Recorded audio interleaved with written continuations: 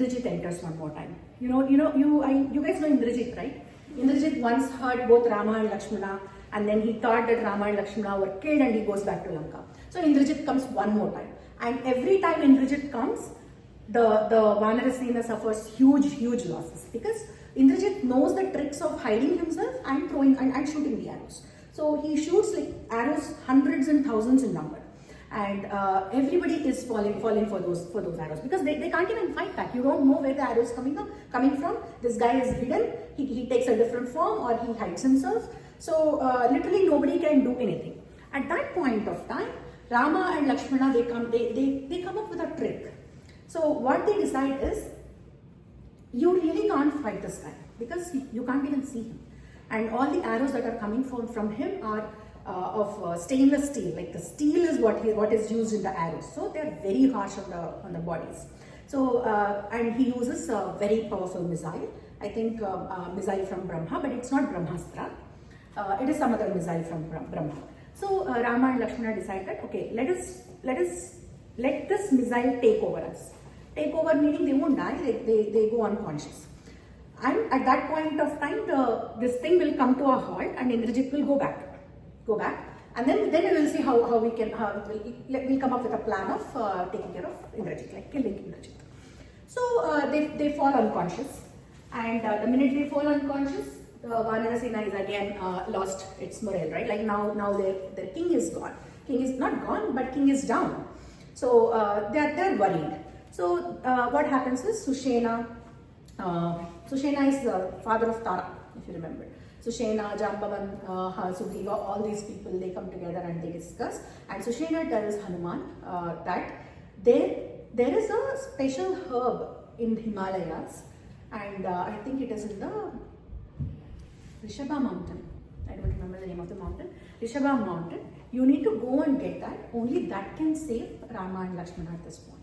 And that particular mountain has 4 important herbs. One is Mrutha Sanjeevini. The second one is Vishalya Karini. The third one is, fourth one is Sandhani. The third one is Suvarna Karini, if I'm not wrong. So these are the 4 herbs that Hanuman needs to go to Himalayas and bring them back to Lanka.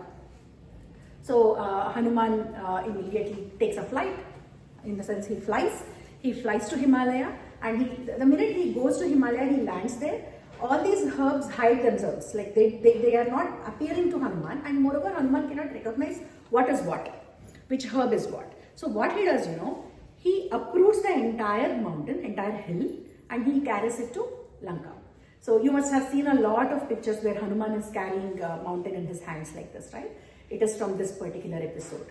So he takes those herbs back to Lanka, and they do the treatment, and Lakshmana, Rama, everybody comes back to their original form. They are healthy again. And look at the importance, or look how much they know about the environment. Hanuman again takes this mountain, goes back to Himalaya, places it back, and comes, because they don't want to create that damage to the environment. They know that if the environment is damaged, if the earth is damaged, if the balance is lost, there is no life. So he takes the responsibility of going back to Lanka, places it there, and then comes back and joins the war again.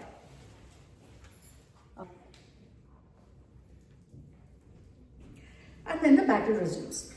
Now everybody, including Rama, Lakshmana, all the monkey army gets this treatment. So everybody is back to their health now. Everybody is feeling fresh again. Now the battle resumes, and this time it is Kumbha and Nikumba who come to the field. Kumbha and Nikumba, both of them are sons of Kumbhakarna, and then both of them are killed by Sugriva.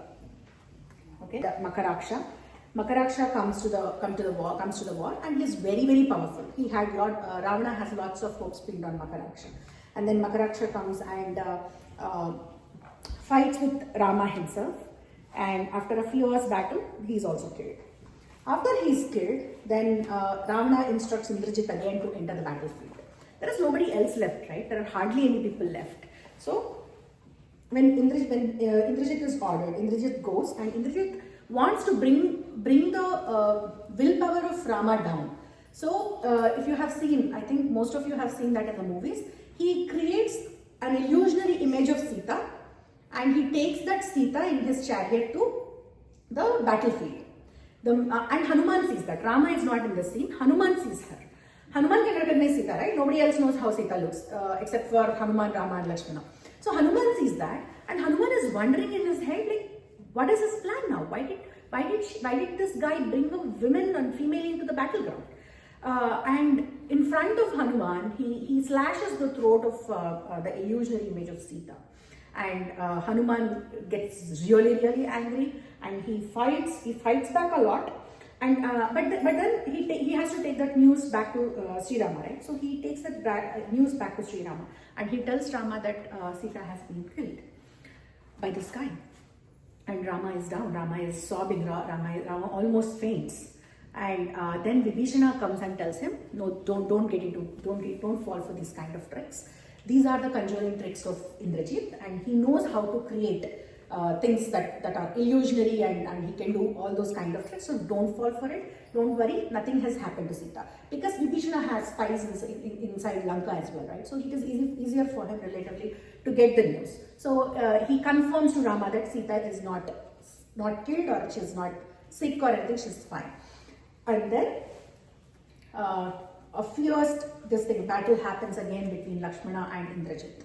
They fight for so long that Indrajit's chariot gets stuck, Indrajit's bow gets stuck, and horses are killed. They change the chariots. So much of fighting, fierce fighting goes on, and they use different kind of missiles against each other. They break each other's missiles, and after a lot of effort, nothing happens. They retreat and they go back. Nobody wins, or nobody is killed. And but Lakshmana is gravely injured in this fight, and then he undergoes a treatment again by Sushena. Sushena is kind of a doctor for the entire community of Vanaras. So finally he gets treated again, and in the meantime what happens is Ravana is feeling very distressed about all the losses that he has incurred. He has lost sons, he has lost brothers, he has lost so many of his army generals. He is feeling, he can sense that his failure is obvious at this point, and he is feeling very sad. And even all the women in the Lanka are feeling distressed. Women are thinking that, ever since Sita set her foot into Lanka, everything what we have seen is inauspicious, and we have seen so many losses. And Ravana wouldn't listen to us. And I have lost my husband, somebody is thinking. I have lost my son, I have lost my brother, I have lost my father. So that is the kind of grief that Lanka is going through.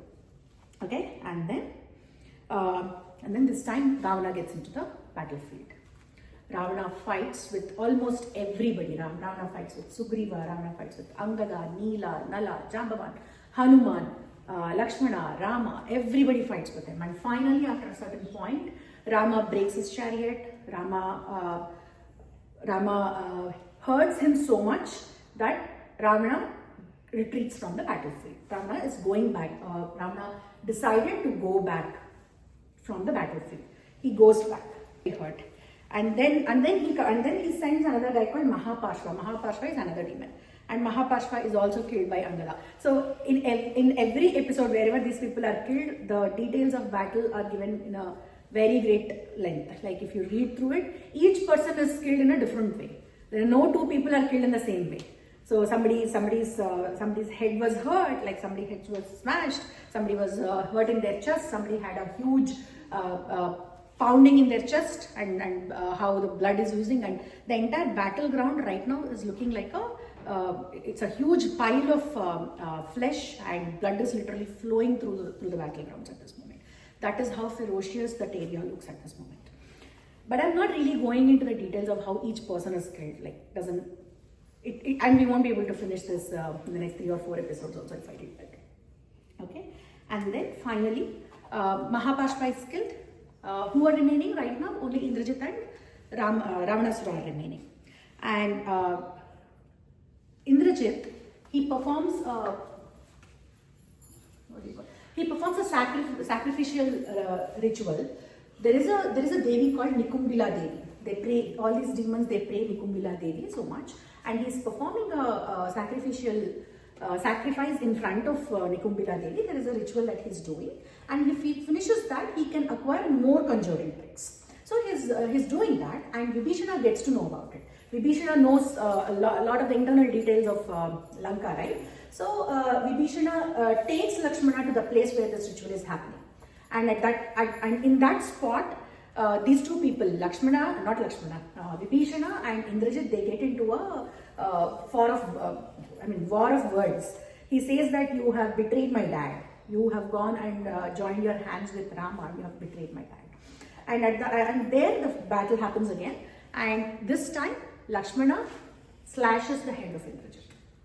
And after a huge fight, this happens. And Ravanasura now he knows the fact that, okay, it is all done now. Ravanasura